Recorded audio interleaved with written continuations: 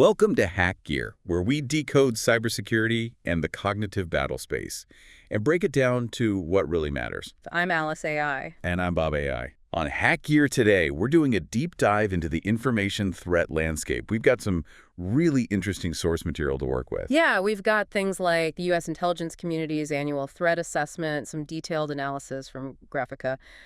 Quite a bit to unpack, really. And looking through it, we often hear terms like disinformation or fake news thrown around. Right, all the time. But these sources seem to be saying, hold on, that's actually, well, it's not the whole story, maybe not even the main threat. Exactly. That's a key takeaway. It's less about just random lies floating around and more about, well, the sources call them orchestrated, professional, sometimes covert influence campaigns. Usually mounted by geopolitical adversaries, they say. Yeah. They use specific terms, too, like IIOs, illicit influence operations. Or FIMI, foreign information manipulation and interference.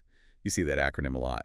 And another one that comes up, especially when talking about platform takedowns, is CIB, coordinated inauthentic behavior. That CIB term is interesting because it focuses on the actions, doesn't it? Not just whether the information itself is true or false. Spot on. It highlights the coordination, the inauthenticity, like using fake accounts, pretending to be someone you're not, artificially amplifying messages. That's the behavior they're targeting. And the sources really emphasize that disinformation, actual false content, it's just one tool in the toolbox for these operations. Yeah, only one tactic among many. An operation might push lies, sure, but it could also amplify true information that happens to be divisive. Or maybe just reinforce beliefs people already have, make them feel more certain, more polarized. Exactly. Or they could create entirely new online personas, build fake communities, try to trigger outrage. Offer money even, or try to shift what people think is normal, socially acceptable. Right. The point is, information, true, false, mixed, it's all just an instrument. The real goal, according to these sources, is causing some kind of behavioral change in the target audience. Changing how you vote, maybe, or what you buy, Yeah. or just making you distrust everything. Could be any of those. So confusing the tactic, like disinformation, with the overall strategy, the influence operation itself, well, the sources say that leads to bad responses. Because you're just swatting flies instead of dealing with the source. Kind of, yeah. The argument is you need to disrupt the money behind it, the people running it, the technical infrastructure they use. Okay, so understanding that distinction, that we're often facing coordinated campaigns and not just random falsehoods. That's the first step for anyone trying to navigate this cognitive battle space. It really is. It changes how you look at information online. You start seeing potential strategies behind the noise. But how does that strategy actually unfold? How do these actors build and run one of these campaigns? Is there a process? Well, one source maps it out quite clearly.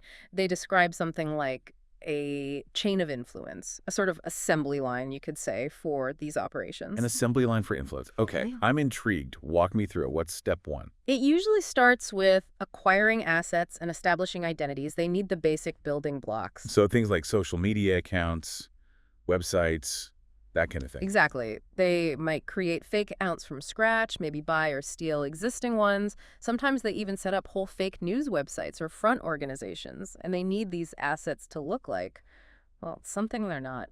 Establishing those fake identities must be key. Absolutely. And it's getting pretty sophisticated.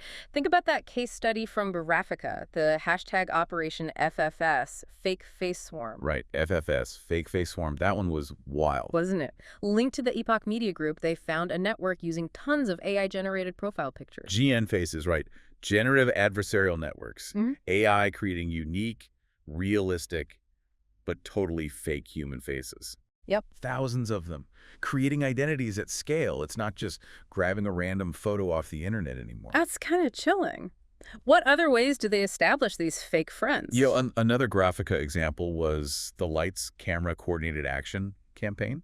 This one was different. That's so. They set up fake media outlets, okay, but then they actually paid real actors and journalists. Paid them to do what? To create and spread content supporting Pakistan's government and military. So you have fake outlets staffed by real paid people pretending to be independent voices. Wow. So acquiring assets like websites and then using paid humans as the inauthentic part. Precisely. So once they have their assets, their identities, fake or hired, what's next? Then comes information gathering, coordination.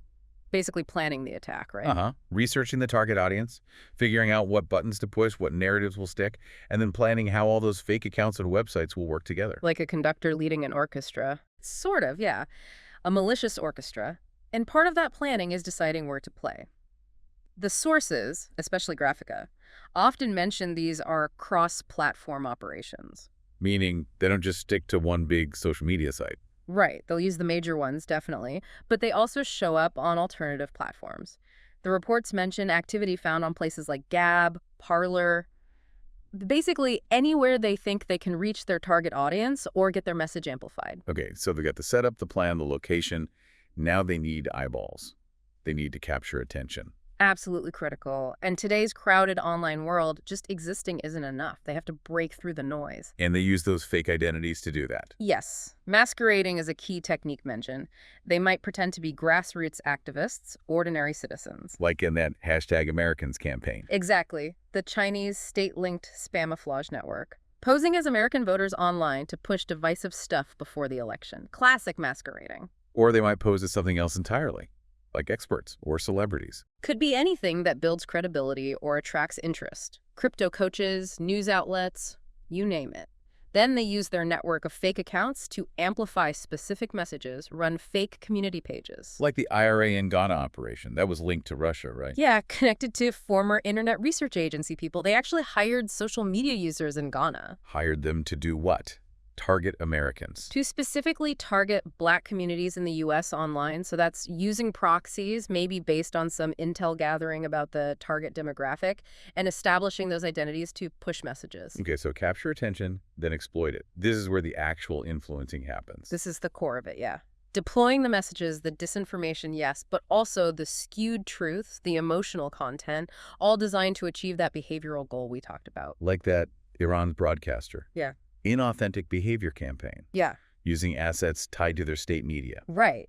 Leveraging existing resources and identities covertly to push specific narratives and influence perceptions. And the chain doesn't end there, does it? The sources mention longevity, learning. Correct. These aren't usually hit-and-run things. They try to persist, adapt their tactics based on platform responses or what seems to be working, learn from their mistakes or successes. So we've all probably seen headlines about these operations, maybe specific takedowns, but looking at it through this chain of influence lens really clarifies the mechanics behind it. Hopefully, yeah. It shows it's a process, often quite methodical, and much bigger than just fake news. So when you encounter information online now, especially if it feels off, really tries to get a reaction out of you. You start thinking differently. Not just, is this true, but maybe.